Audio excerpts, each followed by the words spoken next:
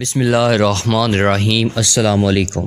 منحوس عورت کی 3 نشانیاں، ایسی عورت سے جلد جان چھڑوائیں۔ حضرت علی رضی اللہ تعالیٰ عنہ سے ایک شخص نے منحوس عورت کی 3 نشانیوں کے بارے میں سوال کیا تو حضرت علی رضی اللہ تعالیٰ عنہ نے فرمایا، اس عورت کی یہ 3 نشانیاں ہوں گی۔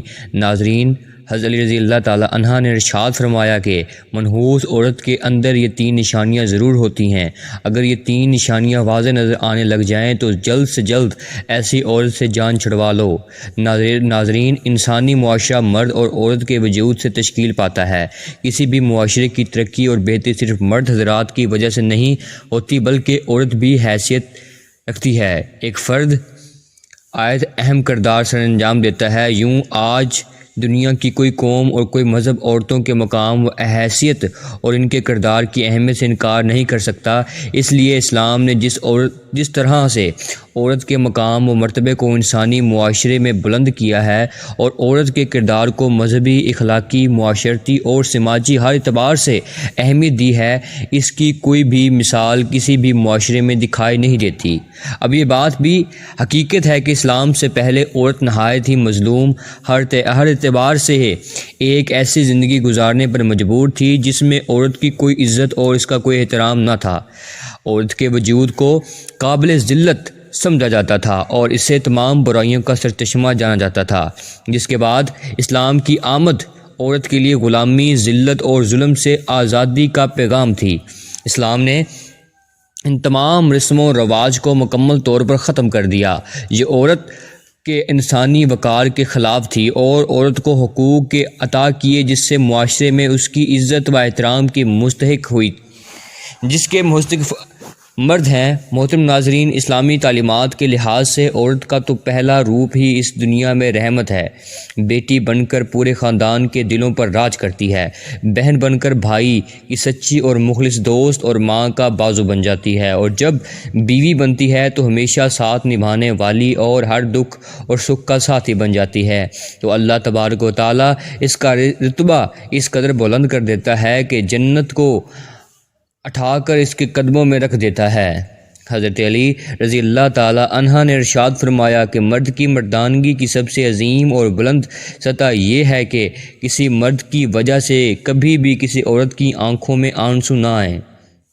ناظرین، جان لیجئے کہ کسی بھی معاشرے میں عورت کا فطری مقام اس کا گھر ہے جہاں وہ اپنی چھوٹی سی ریاست کی ملکہ ہے۔ اسلام نے عورت کو وہ مقام اور رتبہ عطا کیا ہے جو کسی دوسرے مذہب نے عورت کو عطا نہیں کیا۔ اسلام نے مرد کو عورت کا محافظ قرار دیا ہے اور یہ ہمارے مذہب اسلام ہی ہے جسے خاندانی رشتوں کی پہچان کروائی ہے۔ اس ویڈیو کی عورت کی کچھ ایسی خوبیاں بیان کی جا رہی ہیں کہ جن سے عورت کا کردار مزید ہوتا ہے۔ ساتھ ہی ساتھ عورت کی 3 ایسی غلطیوں کے بارے میں بتایا جائے گا جن کے سبب عورت کو منحوس قرار دیا گیا، اور یہ منحوس کام، یہ 3 غلطیاں جو بھی عورت کرتی ہے تو وہ منحوس عورت کہلاتی ہے۔ اس حوالے سے حضرت علی رضی اللہ تعالیٰ عنہ کا قول بھی ہے۔ آپ کو بتائیں گے کہ آپ رضی اللہ تعالیٰ عنہ نے اس بارے میں کیا ارشاد فرمایا۔ تمام خواتین کو یہ بات ہمیشہ یاد رکھنی چاہیے کہ جب بھی عورتوں کی نیک خوبیوں کی بات ہوگی تو شوہر کی فرمانبرداری سر فہرست ہوگی۔ قرآن پاک میں اللہ تعالیٰ نے ارشاد فرماتے ہیں کہ نیک عورتیں وہ ہیں جو فرمانبردار ہیں اور خاوند کی غیر موجودگی میں اپنے مال و ابراء کی حفاظت کرنے والی ہیں۔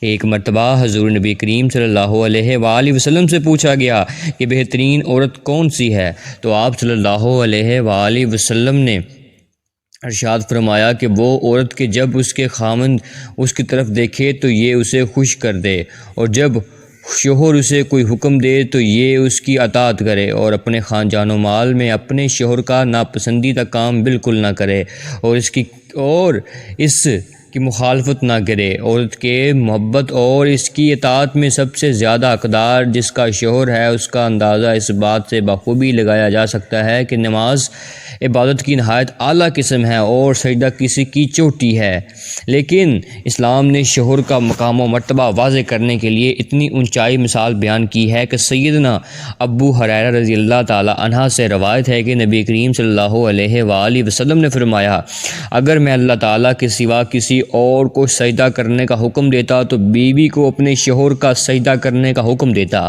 پھر آپ صلی اللہ علیہ وآلہ وسلم نے ارشاد فرمایا، اس ذات کی قسم جس کے قبضے پر محمد صلی اللہ علیہ وآلہ وسلم کی جان ہے، عورت اپنے رب کا حق ادا نہیں کر سکتی جب تک وہ اپنے شوہر کا پورا حق ادا نہ کرے، حتیٰ کہ اگر اس کا شوہر اسے بلائے اور وہ سواری پر ہو تب بھی اپنے آپ کو نہ روکے۔ حدیث مبارکہ میں ہے کہ جس شوہر کو اپنی بیوی سے تکلیف پہنچی ہے، جنت کی حرج اسے بددعا دیتی ہے۔ نیک عورت کی ایک خوبی ستر و حاجات کی مکمل پابندی کرنا۔ مسلمان عورت کے لیے پردہ کرنا اسلام کی خصوصیات میں سے ایک ہے۔ پردے میں مسلمان عورت کی عزت و وقار کی حفاظت ہے۔ پردہ ایک رحمت ہے۔ اسلام نے عورت کو انتہائی بیش و قیمت سرمایہ قرار دیا ہے، اس لیے اس کی حفاظت کا خصوصی انتظام بھی کیا ہے۔ زمانہ جاہلیت میں پردے کا کوئی رواج نہیں تھا اور یہ صرف ایک ہی اسلامی حکم ہے، یعنی اسلام نے پردے کا حکم نافذ کیا ہے۔ خواتین یہ بات بھی جان لیں کہ ان کے لیے اپنے شوہر کی اطاعت کتنی اہم ہے۔ قرآن و حدیث میں اس کی تاکید اس طرح سے آئی ہے کہ جو کام بھی کرو اس میں اپنے شوہر کی اجازت حاصل کرو۔ اس سلسلے میں چند احادیث یہاں پیش کی جا رہی ہیں۔ نبی کریم صلی اللہ علیہ وآلہ وسلم نے ارشاد فرمایا کہ کوئی عورت اپنے شوہر کی موجودگی میں اس کی اجازت کے بغیر نفلی روزہ نہ رکھے، جس کے علاوہ بھی چند نیک خوبیوں کا ذکر کریں گے، لیکن پہلے آپ کو حضرت علی رضی اللہ تعالی عنہ کے فرمان کے مطابق بتاتے ہیں کہ بدبخت اور منحوس عورت کی 3 نشانیاں کون کون سی ہیں۔ کہا جاتا ہے کہ ایک مرتبہ ایک شخص حضرت علی رضی اللہ تعالی عنہ کے پاس آیا اور عرض کرنے لگا، یا علی، وہ کون سی عورت ہے جو گھر کے لیے منحوس ہوتی ہے؟ تو حضرت علی رضی اللہ تعالی عنہ نے ارشاد فرمایا، اے اللہ کے بندے، اللہ تعالیٰ نے کسی بھی انسان کو منحوس پیدا نہیں فرمایا، مگر افسوس کہ یہ انسان کے مال ہی ہوتے ہیں جو انسان کو زندگی کی پریشانیوں میں دھکیل دیتے ہیں۔ تو یہ شخص علی رضی اللہ تعالی عنہ سے پوچھنے لگا، یا علی، وہ کون سے کام ہیں جو حضرت علی نے ارشاد فرمایا کہ گھر کے لیے وہ عورت پریشانی کا سبب بنتی ہے، جس کی رگ رگ میں یہ 3 عیب موجود ہوتے ہیں، یہ کہ وہ اپنے گھر والوں کی غیبت کرتی ہو اور ادھر کی بات ادھر پہنچاتی ہو، جبکہ دوسرا یہ کہ وہ بار بار جھوٹ بولتی ہو۔ تیسرا عیب جو کسی عورت کے منحوس بنا دیتا ہے، نبی کریم صلی اللہ علیہ وآلہ وسلم نے کے فرمان کے مطابق جو عورت اپنے شوہر کے بلانے پر اس کے پاس نہ جاتی ہو تو فرشتے آسمان پر ایسی عورت کو لعنت بھیجتے ہیں، اور ایسی عورت گھر کے امن، چاندی اور سکون کے لیے منحوس ثابت ہوتی ہے۔ محترم ناظرین، جان لیجیے یہ 3 عادات ہیں جو کسی بھی عورت میں ہوں گی تو وہ اپنے ساتھ ساتھ اپنے گھر والوں کو بھی برباد کر دیتی ہیں اور اس کے گھر کی خوشی حالی اور سکون کو بھی برباد کر دیتی ہیں۔ یہ 3 کام یعنی غیبت کرنا، شوہر کی بات نہ ماننا، جھوٹ بولنا، یہ 3 کام کسی بھی عورت کو ہرگز نہیں کرنا چاہیے، جب کہ ان 3 کلموں میں سے 2 کام تو ایسے ہیں جو کہ عورت کے ساتھ ساتھ مردوں کو بھی نہیں کرنا چاہیے، یعنی غیبت کرنا اور جھوٹ بولنا، کیونکہ یہ بہت بڑا گناہ ہے۔ عورت کے لیے یہ بھی حکم ہے کہ وہ اپنے شوہر کی اجازت کے بغیر کسی کو بھی اپنے گھر میں داخل نہ ہونے دے، جیسا کہ نبی کریم صلی اللہ علیہ وآلہ وسلم نے ارشاد ہے کہ جب کوئی مرد کسی اجنبی عورت کے ساتھ خلوت میں ہوتا ہے تو ان میں تیسرا شیطان ہوتا ہے، اس لیے عورت کو چاہیے کہ وہ کسی مرد کو اجازت نہ دے کہ اس کے شوہر کی غیر موجودگی میں گھر کے اندر داخل ہو، اور اسی طرح سے ایک مسلمان مرد کو بھی چاہیے کہ کسی اجنبی اور غیر محرم عورت کے پاس اس کے شوہر کی غیر موجودگی میں نہ جائے، جیسا کہ نبی کریم صلی اللہ علیہ وآلہ وسلم نے کا ارشاد ہے کہ کوئی مرد کسی غیر محرم عورت کے ساتھ غیر محرم کے تنہائی میں نہ ہو۔ اسی طرح عورت کے لیے بھی ضروری ہے کہ وہ اپنے شوہر کی اجازت کے بغیر کسی غیر محرم سے بات نہ کرے۔ اس سلسلے میں ارشاد باری تعالیٰ ہے کہ اے ازواج محترمات، تم دیگر عورتوں کی طرح نہیں ہو، اگر تمہیں خوف ہے پس تم اپنے عوض میں لچک پیدا نہ کرو، جس سے مرض دل انسان میں اپنے دل میں لالچ پیدا کر کے بیٹھے اور تم ولی کو درست بات کرو۔